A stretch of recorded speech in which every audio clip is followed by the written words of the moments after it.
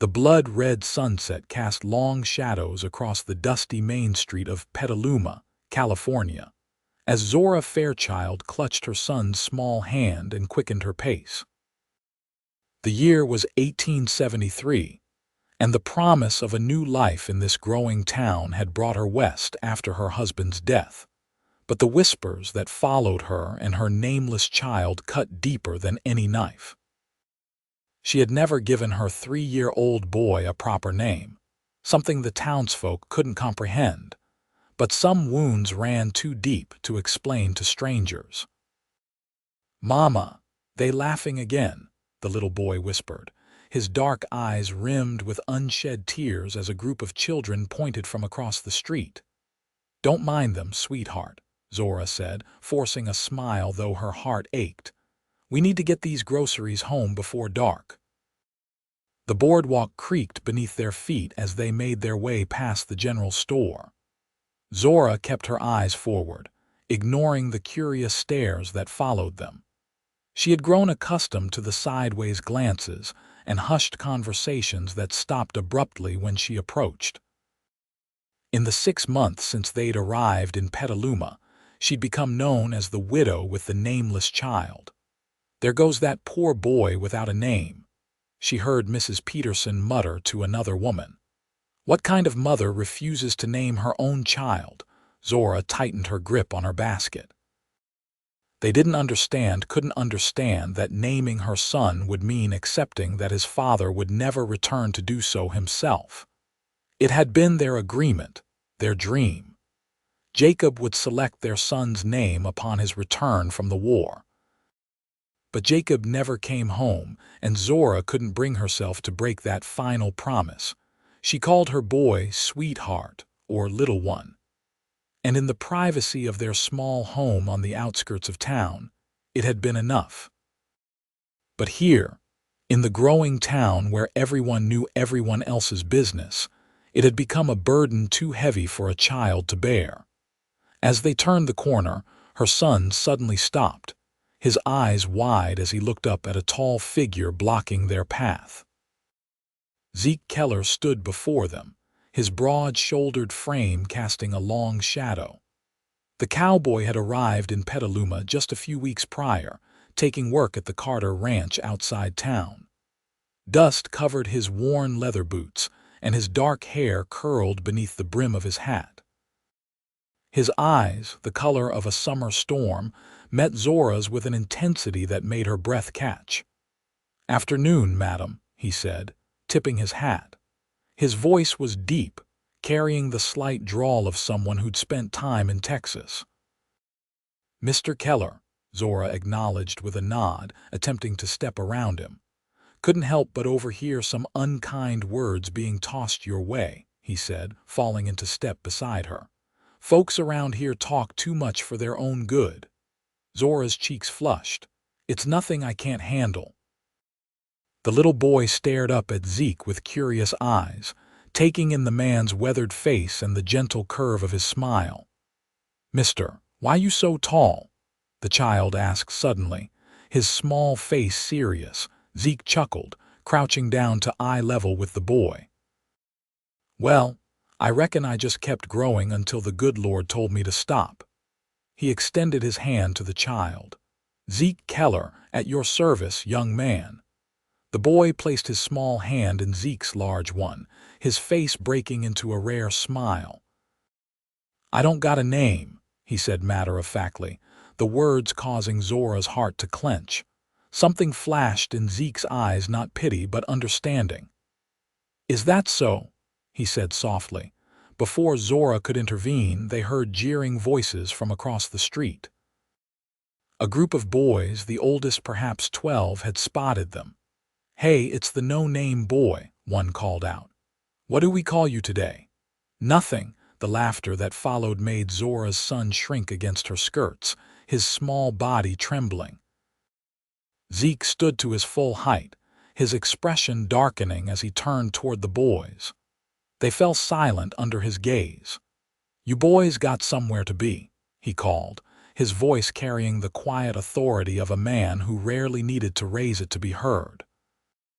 The children scattered, their taunts forgotten in the face of Zeke's stern look. "Thank you," Zora said quietly, "but we're used to it." "Nobody should get used to unkindness," Zeke replied, his eyes lingering on her face longer than was proper. "Especially not a child." They walked in silence for a few moments, the little boy still holding Zeke's hand as if it were the most natural thing in the world. When they reached the small house Zora rented from the widow Barnes, Zeke helped them carry the groceries to the porch. "I should be going," he said, hesitating at the bottom step. "Thank you again, Mr. Keller." "Zeke," he corrected, his smile gentle. "Just Zeke."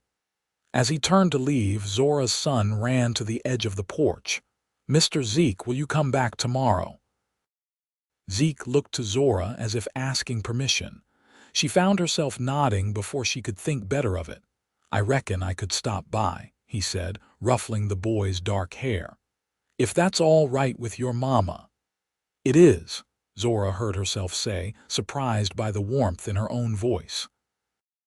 As promised, Zeke returned the next evening, his arms loaded with firewood for their stove. The days that followed established a pattern. He would finish his work at the Carter Ranch and ride into town, always finding some excuse to stop by their small house. He fixed the leaking roof, mended the broken porch step, and brought small gifts for the boy: a wooden horse he'd carved himself, a bag of candy from the general store. Zora found herself looking forward to his visits, watching the clock as afternoon turned to evening, her heart racing at the sound of hoofbeats approaching. She told herself it was for her son's sake the boy had bloomed under Zeke's attention, following him around like a shadow, listening raptly to his stories of cattle drives and the vast, open country he'd traveled. But in the quiet moments after her son had gone to sleep, Zora admitted the truth to herself. Zeke's visits had awakened something in her she'd thought died with Jacob: a longing, a desire for companionship that went beyond friendship. One evening, as they sat on the porch watching the sunset paint the sky in hues of gold and crimson, Zeke turned to her. "May I ask you something, Zora?" he said, her name sounding like music on his lips. She nodded, her hand suddenly restless in her lap. The boy's name or lack of one. "There's a story there, isn't there?" Zora looked out at the distant mountains, gathering her courage. She had never told anyone the full truth, but something about Zeke made her want to unburden her heart. "His father, my husband, Jacob, he wanted to be the one to name our child," she began, her voice barely above a whisper. "He left for the war before our boy was born, said he'd come back and give him a name worthy of a Fairchild.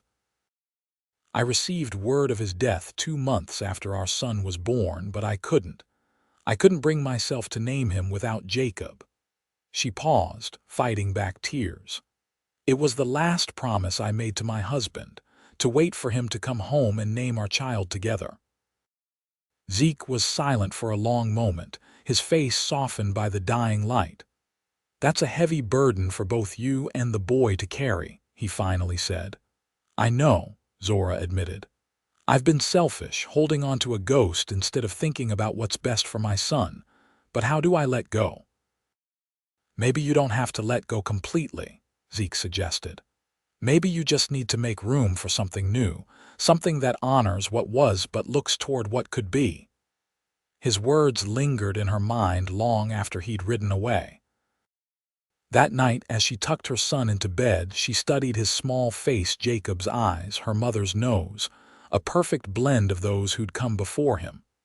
"Sweetheart," she said softly, "how would you like to have a name of your own?" The boy's eyes widened. "A real name, like other boys?" Zora nodded, her throat tight. "Yes, a real name. Can Mr. Zeke help pick it?" he asked eagerly. Zora smiled despite the tears threatening to spill. "We'll see." The next day, Zora took her son to the mercantile, determined to hold her head high despite the whispers that followed them. Mrs. Peterson was there with her daughter, their heads bent together as Zora and her son entered. Still no name for the poor child. Mrs. Peterson's voice carried across the store. "It's downright unnatural, if you ask me." Zora felt her son's hand tighten in hers, saw the shame cloud his innocent face. Before she could respond, the store's door swung open, and Zeke stepped inside, his tall frame filling the doorway. His eyes found Zora immediately, a smile warming his face as he crossed to her side. "There you are," he said, as if they'd planned to meet.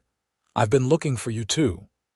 Mrs. Peterson stared openly, her curiosity piqued by Zeke's familiar greeting. "Mr. Keller," she simpered, "how nice to see you taking an interest in our town's unusual residents." Zeke's expression remained pleasant, but his eyes hardened. "Nothing unusual about a fine woman and her son doing their shopping, Mrs. Peterson." The boy tugged at Zeke's hand. "They laughing at me again," he whispered, but not quietly enough. Mrs. Peterson had the grace to look embarrassed.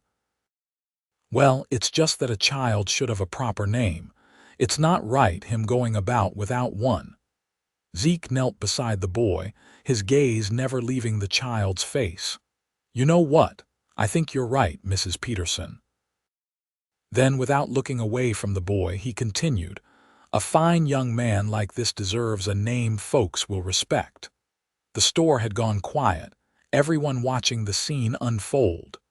Zeke placed a gentle hand on the boy's shoulder. "Keller," he said clearly. "You can call him Keller. That's my name, and I'd be proud for him to carry it." Zora's breath caught in her throat as Zeke looked up at her, a question in his eyes. She gave him a small nod, too moved to speak. Zeke turned back to the speechless Mrs. Peterson. "Matter of fact, you can tell everyone in town that this boy is mine now, mine to look after, mine to care for." His voice softened as he addressed the child directly. "What do you say, son? Would you like to be Keller?" The boy's face lit up with a joy Zora had never seen before. "I'm Keller," he declared, bouncing on his toes. "Mama, I'm Keller now." Zora felt tears slip down her cheeks as she watched her son Keller stand taller, his shoulders straight with newfound pride. "Yes, you are," she whispered. Later, as they walked home, Keller skipped ahead, stopping every few feet to tell passers-by his new name. "That was a powerful thing you did back there," Zora said to Zeke, her voice thick with emotion. "I don't know how to thank you." Zeke's hand brushed against hers, the brief touch sending warmth through her entire body. "I meant what I said, Zora. I want to look after both of you if you'll let me." "Why?" The question slipped out before she could stop it. "You barely know us." Zeke's eyes held hers, honest and clear. "Because from the moment I saw you holding your boy's hand, walking tall despite everything, I knew you were someone worth knowing. And the more I know you, the more certain I am." "Certain of what?" Zora asked, her heart racing. "That I want to be part of your lives," he said simply. "Both of your lives." Before she could respond, Keller ran back to them, grabbing each of their hands and swinging between them, his laughter ringing out like music. I'm Keller," he sang, his joy infectious. Zora met Zeke's gaze over her son's head and saw her own happiness reflected there.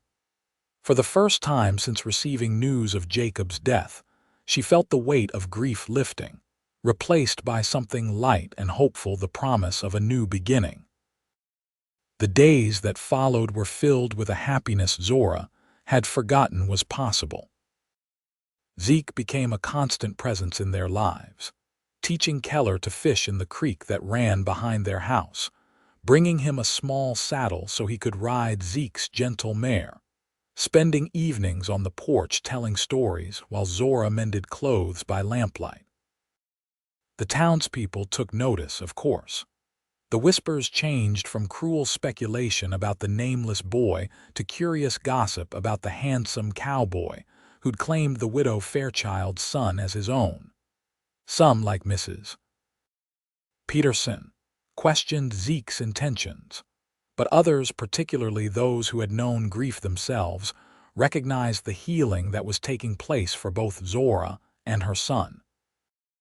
One evening in late summer, as fireflies danced in the gathering dusk, Zora watched from the kitchen window as Zeke taught Keller how to catch the glowing insects in his cupped hands. "Gentle now," she heard Zeke say, his hands guiding Keller's smaller ones. "You don't want to hurt them. Just hold them for a moment, then let them go."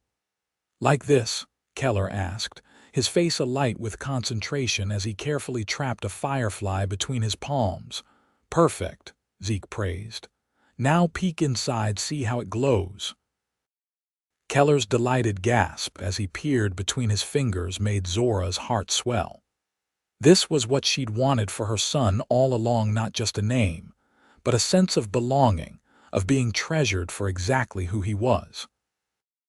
When Keller released the firefly and ran off to chase another, Zeke glanced toward the house, catching Zora watching them. Instead of looking away, she smiled, acknowledging the connection that had grown between them. Zeke walked to the porch, leaning against the railing as she stepped outside to join him. "He's a quick learner," Zeke said, nodding toward Keller, who was now spinning in circles, arms outstretched to the darkening sky. "He has a good teacher," Zora replied, standing close enough that their shoulders nearly touched. The air between them hummed with unspoken words. Zeke turned to face her, his expression serious in the fading light. "Zora, I've been thinking," he began, then hesitated. "A dangerous pastime," she teased gently, trying to ease the sudden tension. He smiled, but his eyes remained earnest. "I've been offered a permanent position at the Carter Ranch, foreman with my own cabin on the property."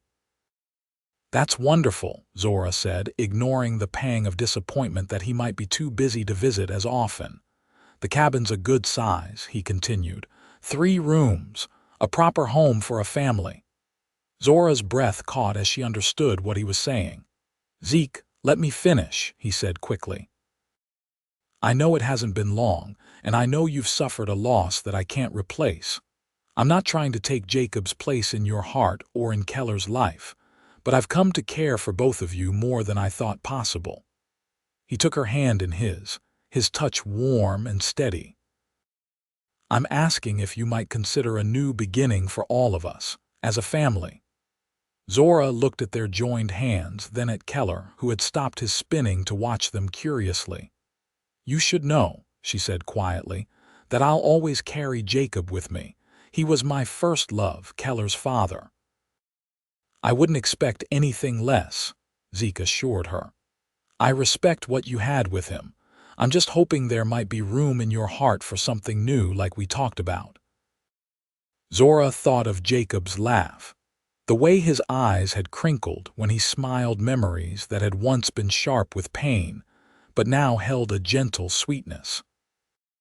She thought of how he'd wanted their son to grow up loved and secure, how he'd written in his last letter that all he wanted was for them to be happy. "Keller," she called, "come here, sweetheart." The boy ran to them, his cheeks flushed from play. "Yes, Mama." Zora knelt to his level. "Mr. Zeke has asked if we might like to live with him in a new house at the ranch where he works. What do you think about that?" Keller's eyes widened. "All of us together, like a real family." "Yes," Zeke said, crouching beside Zora, "like a real family. Would you be my pa then?" Keller asked, his voice small but hopeful. Zeke glanced at Zora, seeking permission. She nodded, her heart too full for words. "I would be honored to be your pa," Zeke told Keller solemnly, "if that's what you and your mama want." Keller threw his arms around Zeke's neck. "I want it. I want it more than anything." Zeke held the boy close, his eyes meeting Zora's over Keller's shoulder. The question remained in his gaze, her answer still unspoken. Zora reached out, placing her hand on Zeke's cheek. "Yes," she whispered. "Yes to all of it." The joy that transformed Zeke's face made her decision feel right, despite the lingering whisper of guilt. This wasn't betrayal. She realized it was honoring life by living it fully, by accepting love when it was offered. Later that night, after Keller had gone to bed, buzzing with excitement about their new home, Zora and Zeke sat close on the porch swing. The night was warm, the sky scattered with stars that seemed to mirror the hope blossoming in Zora's heart. "There's something I need to tell you," she said, gathering her courage, "about why I never named Keller." Zeke took her hand, his thumb tracing gentle circles on her palm. "You don't have to explain." "I want to," Zora insisted. "I need you to understand." She told him everything then about the promise to Jacob, yes, but also about the superstition her grandmother had taught her. That naming a child after someone who died before their time could call the same fate down upon the child. It was an old belief from the hills where she'd grown up, one that had taken root in her grief-stricken mind after Jacob's death. "I was afraid," she admitted. "Afraid that if I named him after his father, I'd lose him too, and I couldn't bear to lose anyone else." Zeke listened without judgment, his presence solid and reassuring beside her. "Fear can make us do things that don't make sense to others," he said when she'd finished, "but love can help us overcome that fear."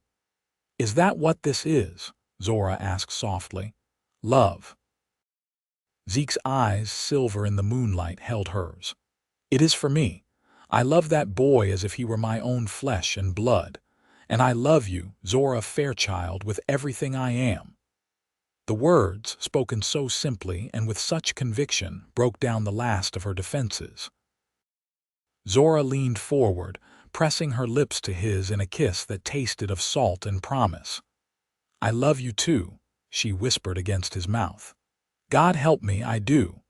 The wedding was a simple affair, held at the small church in Petaluma one crisp October morning. Keller stood proudly beside them, dressed in new clothes Zeke had bought him for the occasion, his dark hair slicked down with water despite its determination to curl at the ends. Reverend Thomas spoke of new beginnings and the blessings of family. Both those we're born to and those we choose. When it came time for the vows, Zeke surprised Zora by kneeling to address Keller first. "I make these promises to you, son," he said, his voice carrying through the hushed church. "I will protect you, guide you, and love you as my own. I will teach you everything I know and learn alongside you what I don't. I will honor the memory of your father while helping you build your own path. This I swear before God and these witnesses." He placed a small ring in Keller's palm, a simple band that matched the one he would give Zora. "Keep this safe until you're grown," he told the boy. "Let it remind you of the promises I've made." Keller nodded solemnly, clutching the ring as if it were the most precious thing in the world. Then, with a sudden grin, he threw his arms around Zeke's neck. "I love you, Pa," he declared loudly enough for everyone to hear. A murmur of approval rippled through the congregation, and Zora saw even Mrs. Peterson dabbing at her eyes. When Zeke stood to face her, taking her hands in his, Zora felt the last shadows of doubt dissolve in the warmth of his gaze. "I, Zeke Keller, take you, Zora Fairchild, to be my lawfully wedded wife," he began, his voice steady and sure. "I promise to stand beside you in joy and in sorrow, to respect the memories you hold dear while creating new ones together, to be a faithful husband and a loving father.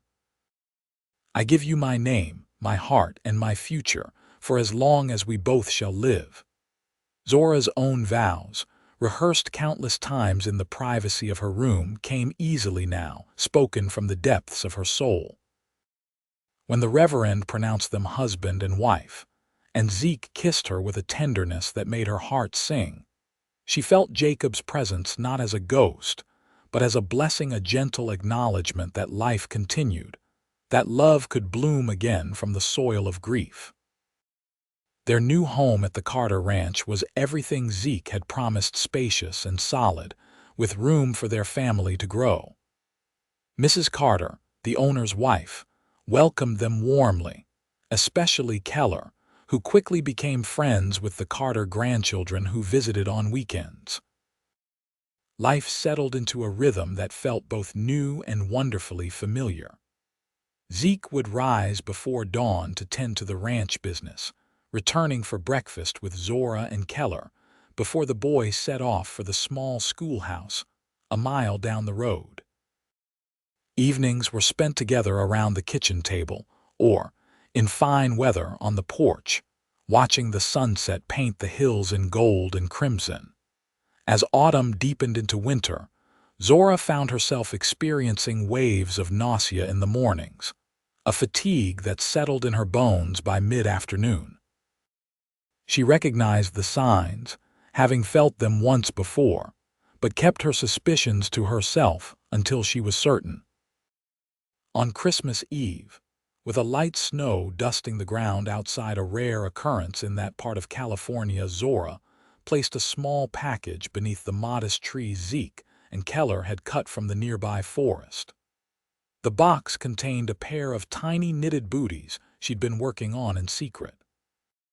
Keller, nearly asleep after an evening of excitement, was carried to bed by Zeke, who returned to find Zora sitting before the fire, her face aglow in the flickering light. "You look beautiful," he said, joining her on the hearth rug. "Like an angel." Zora laughed, leaning into his embrace. "A very tired angel," Zeke's brow furrowed. "You've been exhausted lately. Are you feeling all right?" "Better than all right," she assured him, taking his hand and placing it on her still flat stomach. "I have a Christmas gift for you that couldn't wait until morning."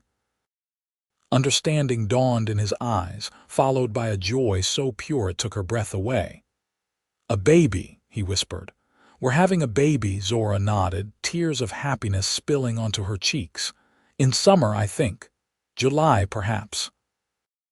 Zeke gathered her in his arms, holding her as if she were made of precious glass.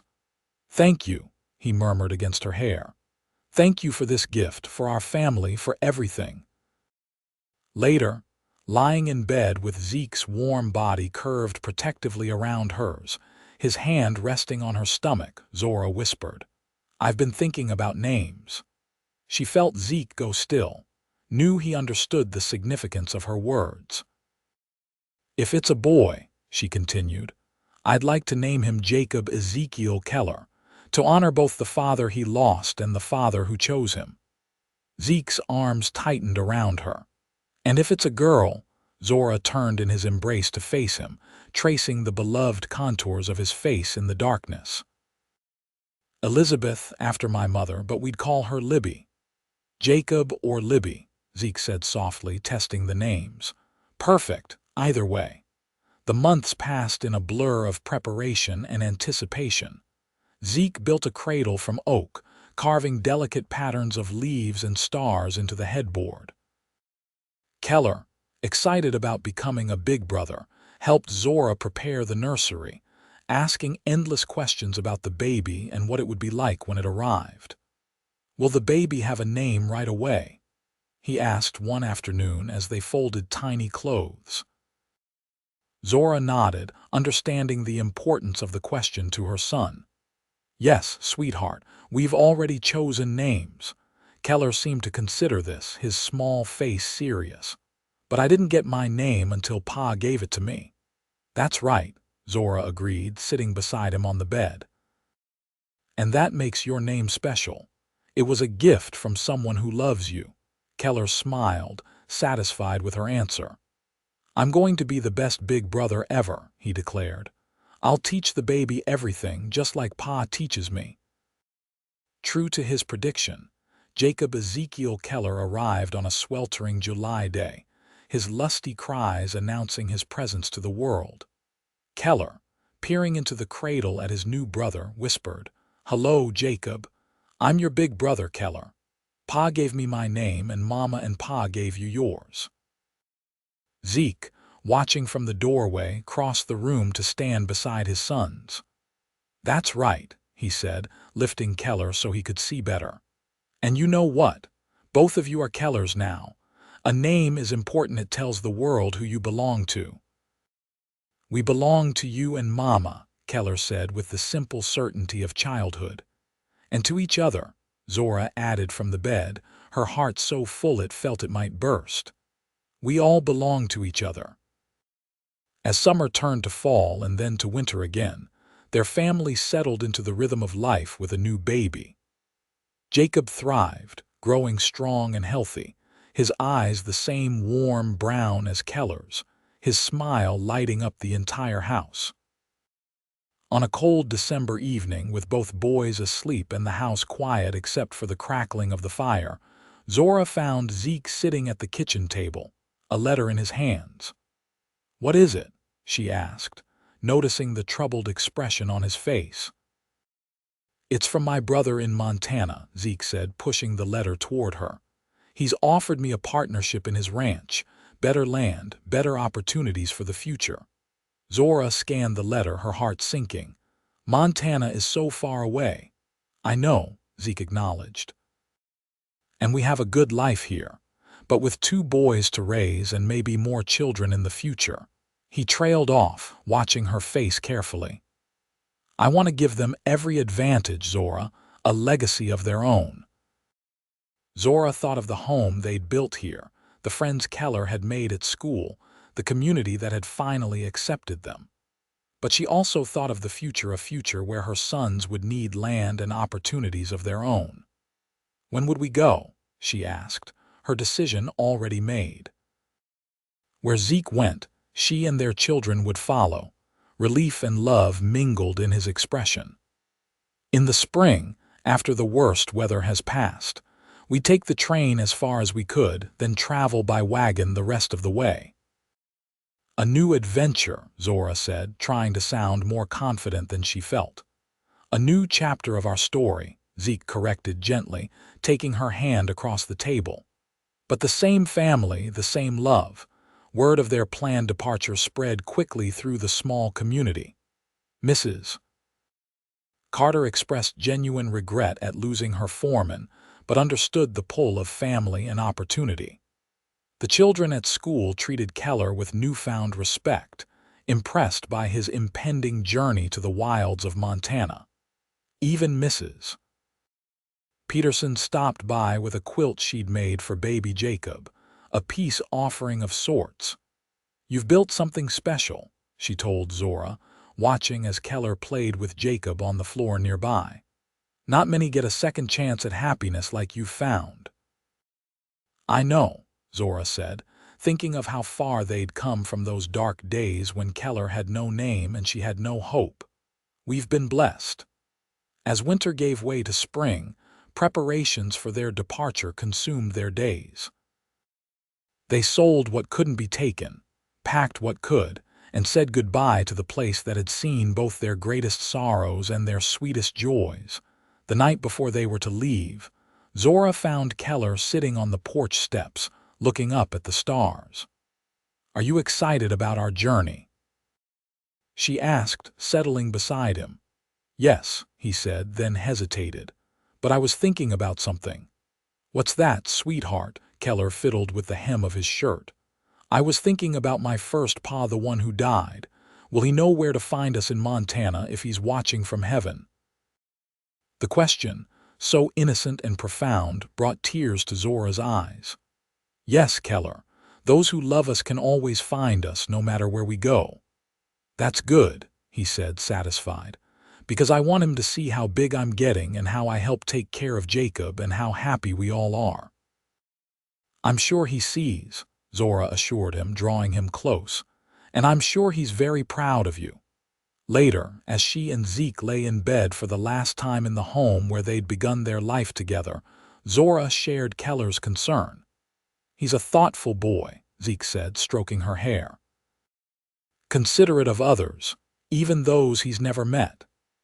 "He gets that from you," Zora murmured. Zeke chuckled. "I think he came by it naturally from both his fathers."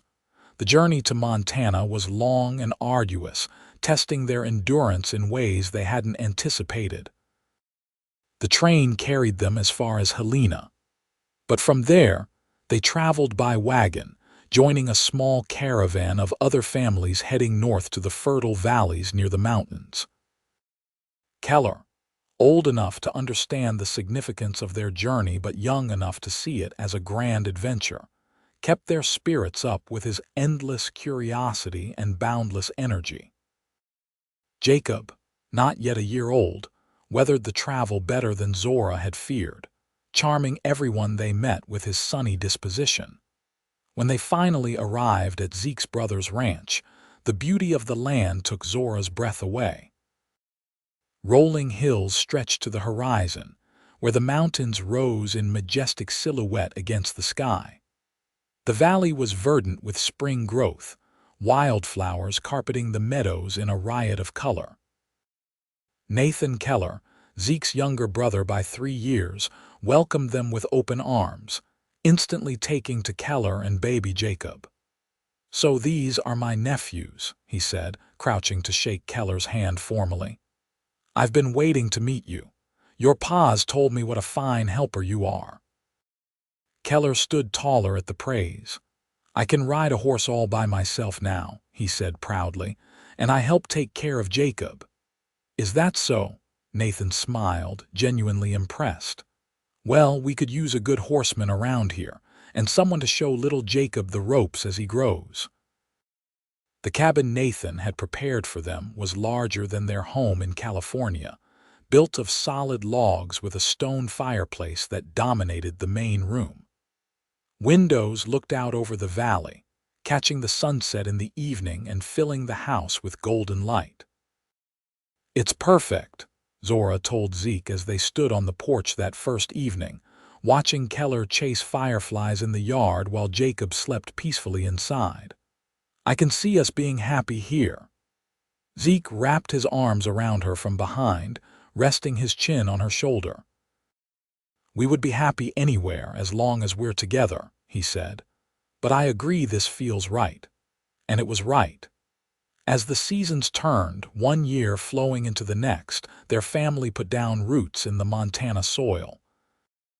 The partnership between Zeke and Nathan flourished, their ranch becoming known throughout the territory for the quality of their horses and cattle. Keller grew from a small boy into a lanky youth with his father's talent for horsemanship and his mother's quiet thoughtfulness.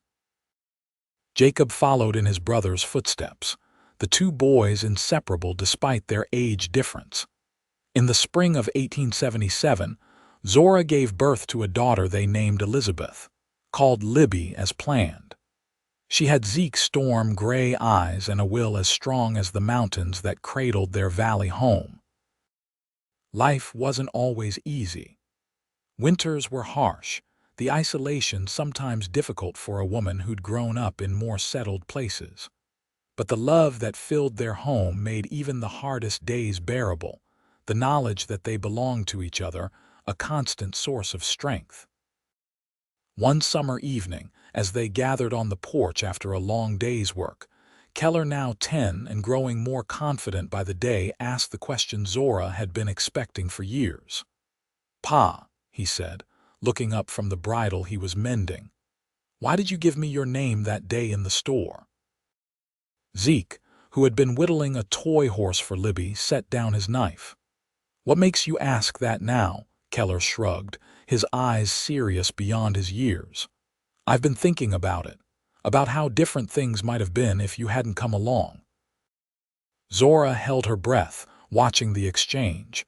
Jacob and Libby played nearby, oblivious to the importance of the moment. "I gave you my name because you deserved one," Zeke said simply. "Because I could see that not having one was causing you pain. And because from the moment I met you and your mama, I knew I wanted to be part of your lives." "But you didn't know us," Keller persisted. "Not really. Sometimes you don't need to know everything about a person to know they matter to you," Zeke explained. "I saw a boy who needed someone to stand up for him and a woman who was doing her best in difficult circumstances. I admired you both. And then you fell in love with Mama," Keller said, putting the pieces together. Zeke smiled, reaching for Zora's hand. "I did, but I already loved you by then." That's why I gave you my name, because you were already in my heart, already mine to care for." Keller absorbed this, his young face thoughtful. "I'm glad you did," he said finally. "I'm glad you made us a family. We were always a family," Zora told him gently. "You and me. But Zeke made our family bigger and stronger. Like when Jacob and Libby came." Keller nodded, understanding. "Exactly," Zeke agreed. "And who knows? Maybe our family will keep growing." The hint made Zora smile, her hand moving instinctively to her stomach, where the first flutters of their fourth child had recently made themselves known. Later that night, with the children asleep and the house quiet under a canopy of stars, Zora and Zeke sat on the porch swing, his arm around her shoulders, her head resting against him. "You never told me," she said softly, "why you really stepped in that day in the mercantile. The full truth." Zeke was silent for a long moment, his hand absently stroking her arm. "I told Keller the truth," he said finally, "but not all of it." Zora waited, knowing he would continue when ready. "I had a brother," he said, his voice low, "before Nathan. His name was Samuel, and he died when he was 6. Fever took him. I was 8, and I couldn't understand why God would take someone so young, someone who'd barely had a chance to live." Zora tightened her grip on his hand, offering silent support. "When I saw Keller that day, being mocked for something he had no control over, it reminded me of Sammy. How vulnerable children are, how easily they can be hurt. I couldn't save my brother, but I could help your son." Zeke's voice cracked slightly. "I could give him something no one could take away: a name, an identity, a sense of belonging." "You gave him so much more than that," Zora whispered. "You gave him a father who loves him. You gave him a future." Zeke turned to her, his eyes reflecting the moonlight. "You and the children, you're the best parts of my life. Sometimes I wake up in the night and listen to all of you breathing, and I can hardly believe how lucky I am." Zora kissed him then, pouring all her love and gratitude into the gesture. "Not luck," she murmured against his lips. "Blessing. We're all blessed to have found each other." As the years passed, their family continued to grow and thrive in the Montana Valley they now called home. Their fourth child, another son they named Samuel in honor of Zeke's lost brother, was followed 2 years later by twins, Michael and Mary. Keller, now 15, had grown into a thoughtful young man with his mother's gentle spirit and his father's steady courage. He was Zeke's right hand on the ranch, showing a natural talent for breeding and training horses that even the old-timers respected. "That boy of yours has a gift," Nathan told Zeke one evening as they watched Keller work with a spirited colt in the corral. "Never seen anyone with such patience." "He's something special, all right," Zeke agreed, pride evident in his voice. Later that night, as the family gathered around the table for dinner, a noisy, joyful affair with 6 children ranging from 15 down to the 3-year-old twins, Zora looked around at the faces she loved and marveled at the journey that had brought them here. From a widow with a nameless child to the matriarch of this bustling, happy family, how far she had come, how blessed she had been. Catching Zeke's eye across the table, she smiled, receiving his loving gaze in return. The connection between them had only strengthened with time, deepening into something more precious than she could have imagined in those dark days after Jacob's death. "What are you thinking about, Mama?" Keller asked, noticing her contemplative expression. "I'm thinking about names," she said, her eyes still on Zeke. "And how powerful they can be." Keller nodded, understanding immediately. "Like when Pa gave me his." "Exactly like that," Zora agreed. The younger children listened, fascinated by the familiar story they never tired of hearing. "Tell us again how it happened," Jacob urged, his 9-year-old face eager. "Yes, please," echoed Libby, now 8 and every bit as headstrong as they'd expected. Zeke laughed, setting down his fork. "You've heard it 100 times." "But it's our favorite," Samuel insisted, the 5-year-old's eyes wide. "Please, Pa," the twins chorused, their identical faces turning to their father with hopeful expressions. Zeke looked to Zora, his eyes twinkling with shared memories. "Well, I suppose we could tell it one more time," he conceded. And so, with the summer twilight gathering outside and the lamplight casting a golden glow over their table, Zeke and Zora took turns recounting the story of how a nameless boy found not just a name but a father, and how a grieving widow opened her heart to love again. "I was the luckiest man in Petaluma the day your mother smiled at me," Zeke told the children, his voice warm with the memory. "And I was the luckiest woman," Zora added, "the day your father stood up for us in that store and said those words I'll never forget, 'Call him mine.'" As the story concluded, and the children clamored for more details, asking questions they'd asked dozens of times before, Zora caught Keller watching her, his expression thoughtful. Later, after the younger children had been tucked into bed and the house had quieted for the night, Keller found her on the porch, gazing up at the stars. "Mama," he said, sitting beside her on the swing, "I've been thinking." "That sounds dangerous," she teased, bumping his shoulder with hers. He smiled, then grew serious again. "I've been thinking about my name, about being a Keller." Zora's heart skipped a beat. In all the years since Zeke had given Keller his name, her son had never questioned his identity or expressed any desire to know more about his birth father. "What about it, sweetheart?" she asked carefully. "I'm proud of it," Keller said simply. "Proud to be a Keller, proud to be Pa's son." Relief washed over Zora. "He's proud of you too, Keller, so very proud." "But I've also been thinking about my first father," Keller continued. "About Jacob Fairchild." Zora nodded, waiting for him to gather his thoughts. "I'd like to know more about him," Keller said finally. "Not because I'm not happy with who I am now, but because he's part of who I am too." "Does that make sense?" "Perfect sense," Zora assured him, taking his hand. "Your father, Jacob, he was a good man. Brave and kind, with a laugh that could fill a room. He would have adored you, Keller, and he would have been so grateful to Zeke for loving you the way he has. Do you think Pa would mind if I asked about him? About Jacob?" "Not at all," Zora said confidently. "Your Pa understands that love isn't divided when it's shared, it's multiplied." As if summoned by their conversation, Zeke appeared in the doorway, silhouetted against the warm light from inside. "Room for one more?" he asked, joining them on the porch. "Always," Zora replied, making space between herself and Keller. Zeke settled onto the swing, his presence solid and reassuring. "I couldn't help overhearing," he admitted. "And your mother's right, Keller. I'd be happy to tell you anything you want to know about Jacob Fairchild. He's a part of you just like I am." Keller looked relieved. "I'd like that.